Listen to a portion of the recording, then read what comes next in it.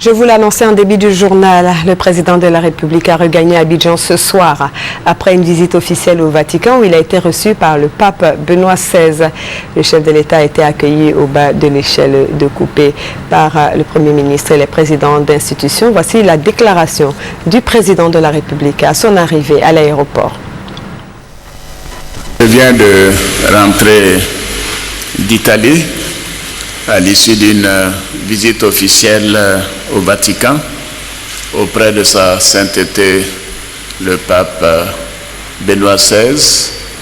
Nous avons bien sûr profité de ce séjour pour avoir un entretien avec le président du Conseil italien, c'est-à-dire le Premier ministre Mario Monti.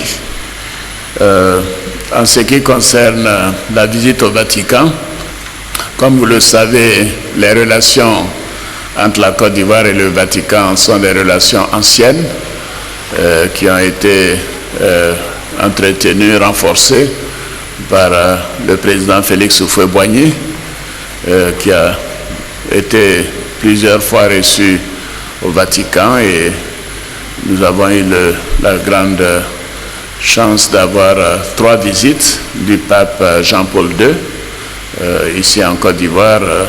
Je voudrais aussi signaler qu'en 1996, le président Henri Konan Bédié a effectué 2 voyages au Vatican pour une réception avec sa sainteté le pape Jean-Paul II.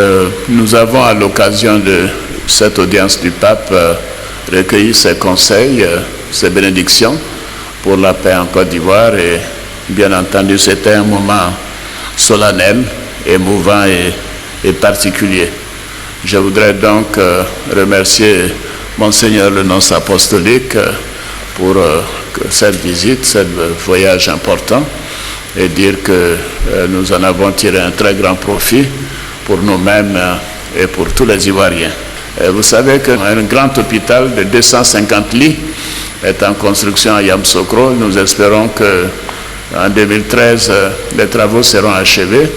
Et bien entendu, j'ai souhaité que Sa Sainteté le pape Benoît XVI puisse être présent pour l'inauguration de cet hôpital qui d'ailleurs appartiendra au Vatican.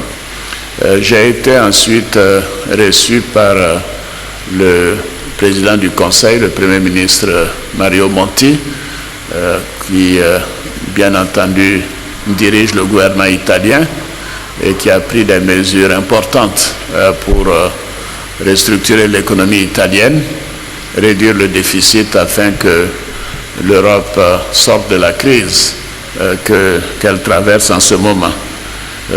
Avec le président du Conseil italien, nous avons parlé de paix, de sécurité, notamment dans le Nord Mali. Nous avons bien entendu parlé de réconciliation nationale et de renforcement de la coopération avec l'Italie. L'Italie nous a bien soutenus ces dernières années, et les entreprises italiennes sont importantes, ce sont de grandes entreprises bien connues à travers le monde.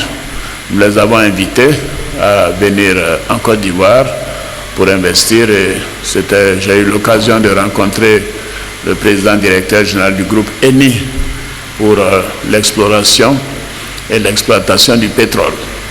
Nous avons longuement insisté sur la nécessité que les entreprises italiennes s'investissent en Côte d'Ivoire avec toutes les opportunités qui s'offrent à elles en venant donc dans notre pays. J'ai évidemment profité de cette occasion pour rencontrer notre communauté. Nous avons les estimations varient entre 20 000 et 30 000 Ivoiriens en Italie, et nous avons eu un très bon échange sur la situation du pays. Beaucoup souhaitent revenir maintenant que la situation s'est normalisée, et ce sont des jeunes gens et des personnes d'expérience qui apporteront beaucoup à la Côte d'Ivoire en revenant au pays. Nous les encourageons à le faire, et nous avons décidé d'examiner favorablement la plupart des doléances qui nous ont été posées. Nous avons également rencontré la communauté Saint-Égidio, qui a joué un rôle important pour la paix dans le monde. La communauté Saint-Égidio travaille dans 70 pays, dont 30 en Afrique. Elle est connue pour avoir participé au retour de la paix au Mozambique. Pendant la crise post-électorale et je dirais même préélectorale, nous avons reçu à de nombreuses occasions les responsables de la communauté Saint-Égidio, notamment son président, le professeur Andrea Riccardi, qui est maintenant ministre de la coopération dans le gouvernement italien, et le directeur international, M. Mario Monti, qui nous a fait donc l'honneur de nous visiter même pendant que nous étions à l'hôtel du Golfe. Donc en résumé, c'était une visite bien chargée, importante, avec cette audience de sa sainteté, le pape Benoît XVI, et nous en avons tiré un très grand profit.